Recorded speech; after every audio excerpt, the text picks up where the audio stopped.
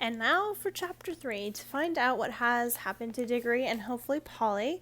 His Uncle Andrew kind of tricked him into having to follow Polly into this other world that he believes the yellow ring has taken her to.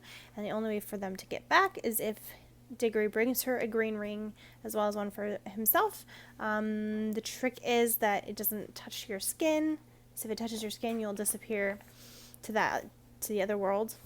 But there's no telling if they'll really and truly be able to get back. So he is being a good gentleman and going after his friend and not leaving her stuck in the world or wherever she's at.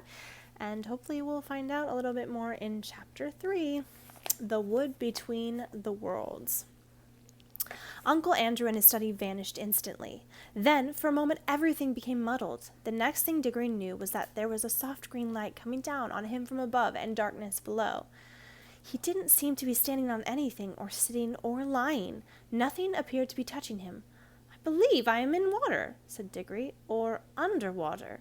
This frightened him for a second, but almost at once he could feel that he was rushing upward. Then his head suddenly came out into the air, and he found himself scrambling ashore, out onto a smooth grassy ground at the edge of a pool. As he rose to his feet, he noticed that he was neither dripping nor panting for breath, or as anyone would expect after being underwater. His clothes were perfectly dry. He was standing by the edge of a small pool, not more than 10 feet from side to side in a wood. The trees grew close together and were so leafy that he could get no glimpse of the sky. All the light was green light that came through the leaves, but there must have been a very strong sun overhead, for this green daylight was bright and warm. It was the quietest wood you could possibly imagine. There were no birds, no insects, no animals, and no wind. You could almost feel the trees growing. The pool he had just got out of was not the only pool. There were dozens of others, a pool every few yards as far as his eye could reach. You could almost feel the trees drinking the water up with their roots. This wood was very much alive. When he tried to describe it afterward, Diggory almost said it was a rich place, as rich as plum cake. The strangest thing was that almost before he had looked about him, Diggory had half forgotten how he had come there. At any rate, he was certainly not thinking about Polly or Uncle Andrew or even his mother. He was not in the least frightened or excited or curious. If anyone had asked him, "Where did you come from?" he would probably have said, "I've always been here." That was what it felt like, as if one had always been in that place and never been bored, although nothing had ever happened. As he said long after, it's not the sort of place where things happen. The trees go on growing, that's all. After Diggory had looked at the wood for a long time, he noticed that there was a girl lying on her back at the foot of a tree a few yards away. Her eyes were nearly shut, but not quiet, as if there were just between sleeping and waking. As he looked at her for a long time and said nothing, and at last she opened her eyes and looked at him for a long time, and she also said nothing. Then she spoke in a dreamy, contented sort of voice. "I think I've seen you before," she said. "I rather think so too," said Diggory. "Have you been here long?"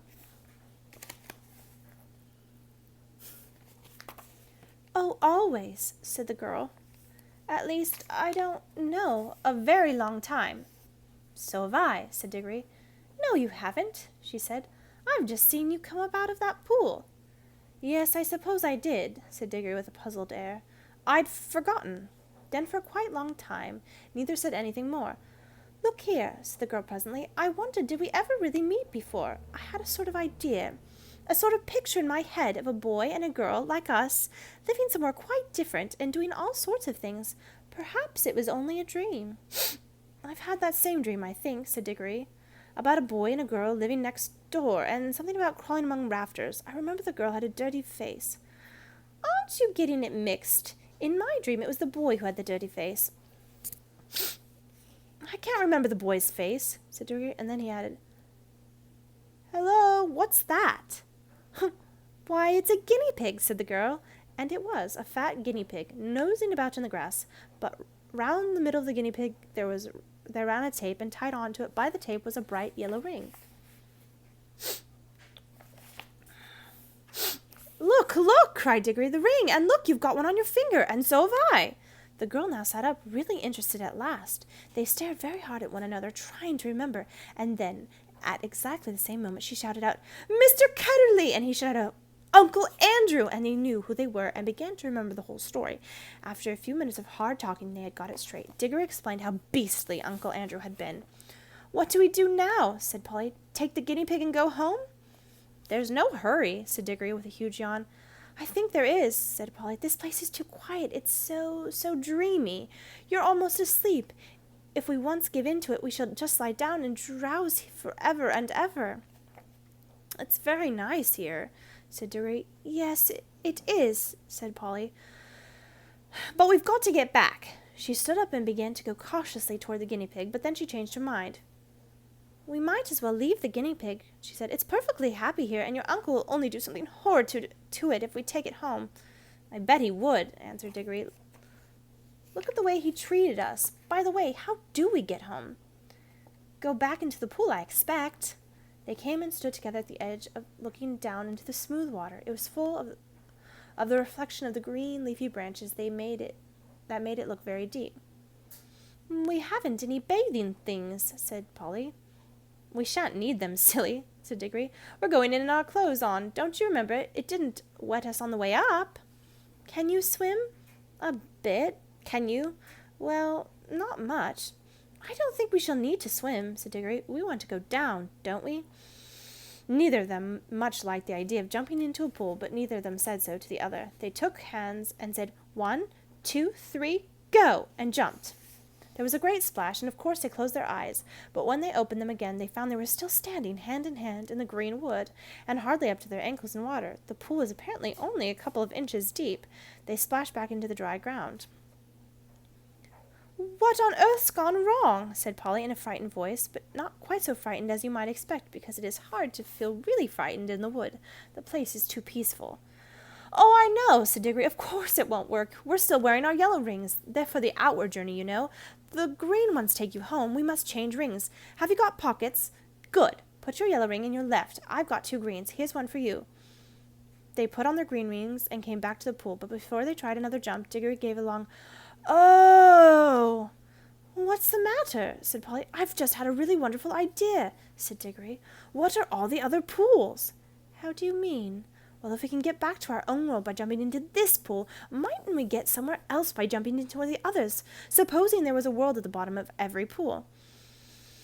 "But I thought we were already in your Uncle Andrew's other world, or other place, or whatever he called it, and didn't you say—" "Oh, bother Uncle Andrew," interrupted Diggory. "I don't believe he knows anything about it. He never had the pluck to come here himself. He only talked of one other world, but suppose there were dozens." "You mean this wood might be only one of them?" "No, I don't believe this wood is a world at all. I think it's just a sort of an in-between place." Polly looked puzzled. "Don't you see?" said Diggory. "No, do listen. Think of our tunnel under the slates at home. It isn't a room in any of the houses. In a way, it really isn't part of any of the houses, but once you're in the tunnel, you can go along it and come out in any of the houses in the row. Mightn't this would be the same? A place that isn't any of the worlds, but once you've found the place, you can get into them all." "Well, even if you can," began Polly, but Diggory went on as if he hadn't heard her. "And of course that explains everything," he said. "That's why it's so quiet and sleepy here. Nothing ever happens here, like at home. It's in the houses that people talk and do things and have meals. Nothing goes on in the in-between places, behind the walls and above the ceilings and under the floor or in your own tunnel. But when you come out of our tunnel, you may find yourself in any house. I think we can get out of this place into jolly well anywhere. We don't need to jump back into the same pool we came up by, or not just yet." "The wood between the worlds," said Polly dreamily. "It sounds rather nice." "Come on," said Diggory. "Which pool shall we try?" "Look here," said Polly. "I'm not going to try any new pool till we made sure that we can get back by the old one. We're not even sure if it'll work yet." "Yes," said Diggory, "and get caught by Uncle Andrew and have our rings taken away before we've had any fun. No thanks." "Couldn't we just go part of the way down into our own pool?" said Polly, "just to see if it works? Then if it does, we'll change rings and come again before we're really back in Mr. Ketterly's study." "Can we go part of the way down?" "Well, it took time coming up. I suppose it'll take a little time going back." Diggory made rather a fuss about agreeing to this, but he had to in the end because Polly absolutely refused to do any exploring in new worlds until she had made sure about getting back to the old one. She was quite as brave as he about some dangers, wasps, for instance, but she was not so interested in finding out things nobody had ever heard of before. For Digger was the sort of person who wants to know everything, and when he grew up, he became the famous Professor Kirk, who comes into other books. After a good deal of arguing, they agreed to put on their green rings, green for safety, said Diggory, so you can't help remembering which is which, and hold hands and jump. But as soon as they seemed to be getting back to Uncle Andrew's study, or even to their own world, Polly was to shout, "Change!" and they would slip off their greens and put on their yellows. Diggory wanted to be the one who shouted change, but Polly wouldn't agree.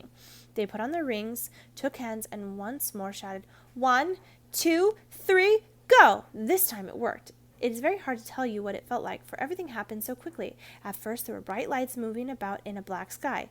Diggory always thinks these were stars, and even swears that he saw Jupiter quite close enough to see its moon.